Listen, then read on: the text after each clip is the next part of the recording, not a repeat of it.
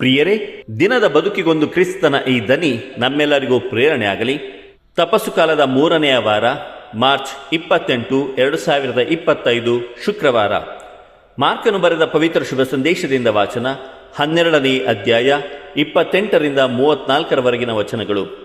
ಆ ಕಾಲದಲ್ಲಿ ಧರ್ಮಶಾಸ್ತ್ರಿಯೊಬ್ಬನು ಯೇಸುಸ್ವಾಮಿ ಸದ್ದುಕಾಯರಿಗೆ ಸಮರ್ಪಕವಾದ ಉತ್ತರವನ್ನು ಕೊಟ್ಟಿದ್ದನ್ನು ಮೆಚ್ಚಿ ಅವರ ಬಳಿಗೆ ಬಂದು, ಆಜ್ಞೆಗಳಲ್ಲೆಲ್ಲ ಪ್ರಪ್ರಥಮ ಆಜ್ಞೆ ಯಾವುದು ಎಂದು ಕೇಳಿದನು.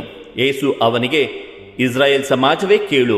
ನಮ್ಮ ದೇವರಾದ ಸರ್ವೇಶ್ವರ, ಏಕೈಕ ಸರ್ವೇಶ್ವರ, ನಿನ್ನ ದೇವರಾದ ಸರ್ವೇಶ್ವರನನ್ನು ನಿನ್ನ ಪೂರ್ಣ ಹೃದಯದಿಂದಲೂ, ನಿನ್ನ ಪೂರ್ಣ ಆತ್ಮದಿಂದಲೂ, ನಿನ್ನ ಪೂರ್ಣ ಮನಸ್ಸಿನಿಂದಲೂ, ನಿನ್ನ ಪೂರ್ಣ ಶಕ್ತಿಯಿಂದಲೂ ಪ್ರೀತಿಸು. ಇದೇ ಪ್ರಪ್ರಥಮ ಆಜ್ಞೆ. ನಿನ್ನನ್ನು ನೀನೇ ಪ್ರೀತಿಸಿಕೊಳ್ಳುವಂತೆ ನಿನ್ನ ನೆರೆಯವನನ್ನೂ ಪ್ರೀತಿಸು. ಇದೇ 2ನೆಯ ಆಜ್ಞೆ. ಇವೆರಡು ಆಜ್ಞೆಗಳಿಗಿಂತ ಶ್ರೇಷ್ಠವಾದ ಆಜ್ಞೆ ಬೇರೊಂದೂ ಇಲ್ಲ ಎಂದರು. ಇದನ್ನು ಕೇಳಿದ ಆ ಧರ್ಮಶಾಸ್ತ್ರಿ, ಬೋಧಕರೇ, ಚೆನ್ನಾಗಿ ಹೇಳಿದಿರಿ. ದೇವರು ಒಬ್ಬರೇ, ಅವರ ಹೊರತು ಬೇರೆ ದೇವರಿಲ್ಲ ಎಂದು ನೀವು ಹೇಳಿದ್ದು ಸತ್ಯ. ಅವರನ್ನು ನಾವು ಪೂರ್ಣ ಹೃದಯದಿಂದಲೂ, ಪೂರ್ಣ ಜ್ಞಾನದಿಂದಲೂ, ಪೂರ್ಣ ಶಕ್ತಿಯಿಂದಲೂ ಪ್ರೀತಿಸತಕ್ಕದ್ದು. ಇದಲ್ಲದೆ ನಮ್ಮನ್ನು ನಾವು ಪ್ರೀತಿಸಿಕೊಳ್ಳುವಂತೆಯೇ ನಮ್ಮ ನೆರೆಯವರನ್ನು ಪ್ರೀತಿಸತಕ್ಕದ್ದು. ಇವು ಎಲ್ಲ ದಹನ ಬಲಿಗಳಿಗಿಂತಲೂ ಯಜ್ಞ ಯಗಾದಿಗಳಿಗಿಂತಲೂ ಎಷ್ಟೋ ಮೇಲಾದುವು ಎಂದನು. ಅವನ ವಿವೇಕಪೂರ್ಣ ಉತ್ತರವನ್ನು ಮೆಚ್ಚಿ ಯೇಸು, ನೀನು ದೇವರ ಸಾಮ್ರಾಜ್ಯದಿಂದ ದೂರವಿಲ್ಲ ಎಂದರು.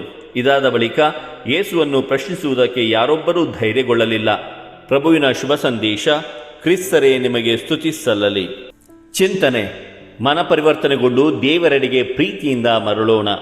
ಪ್ರಭು ಯೇಸು ಕ್ರಿಸ್ತರಲ್ಲಿ ಆತ್ಮೀಯರೇ, ಇಂದಿನ ವಾಚನಗಳು ದೇವರ ಕಡೆಗೆ ಹಿಂದಿರುಗುವ ಮತ್ತು ಪರಿಪೂರ್ಣ ಪ್ರೀತಿಯ ಮಹತ್ವವನ್ನು ನಮಗೆ ತಿಳಿಯಪಡಿಸುತ್ತವೆ.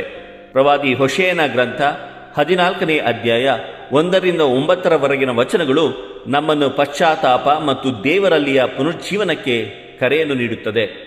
ಮಾರ್ಕನ ಶುಭ ಸಂದೇಶ 12ನೇ ಅಧ್ಯಾಯ 28ರಿಂದ 34ರ ವಚನಗಳಲ್ಲಿ ಯೇಸು ನಮ್ಮನ್ನು ಪರಿಪೂರ್ಣ ಪ್ರೀತಿಯ ಜೀವನಕ್ಕೆ ಆಹ್ವಾನಿಸುತ್ತಾರೆ.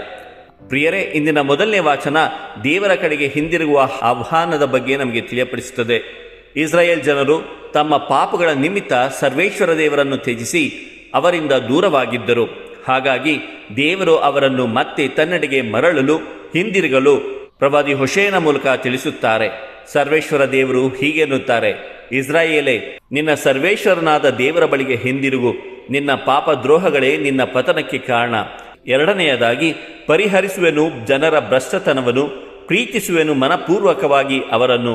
ಪ್ರಿಯರೇ, ದೇವರ ಮಹಾಕರುಣೆ ನಮ್ಮನ್ನು ನಮ್ಮ ಪಾಪಗಳಿಂದ, ತಪ್ಪುಗಳಿಂದ ಶುದ್ಧಗೊಳಿಸಲು ಸಿದ್ಧವಾಗಿದೆ ಎಂಬುದನ್ನು ನಾವು ಇಲ್ಲಿ ತಿಳಿದುಕೊಳ್ಳಬಹುದು.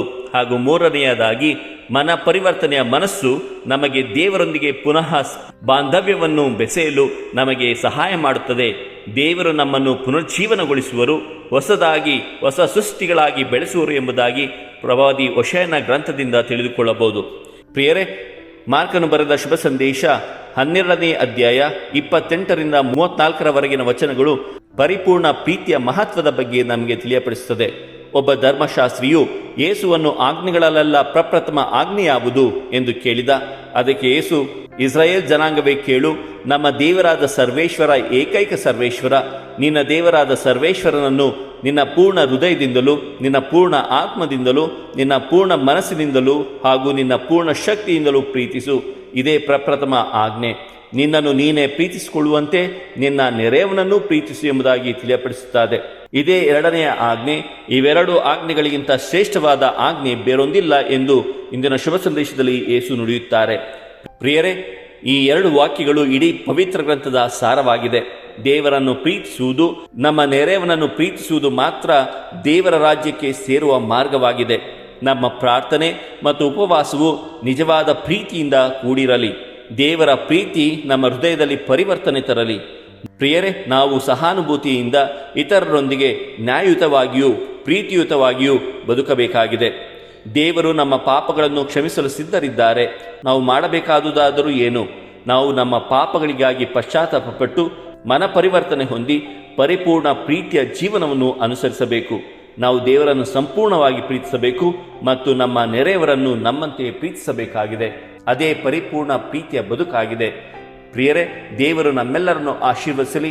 ಇದು ಧ್ವನಿ ಮಾಧ್ಯಮ ಮನೆಯ ಕೊಡುಗೆ. ಧ್ವನಿ ವಂದನೆಯ ಸ್ವಾಮಿ ಶಾಂತಕುಮಾರ್ ಜೆ, ಬೆಂಗಳೂರು ಮಹಾಧರ್ಮ ಕ್ಷೇತ್ರ.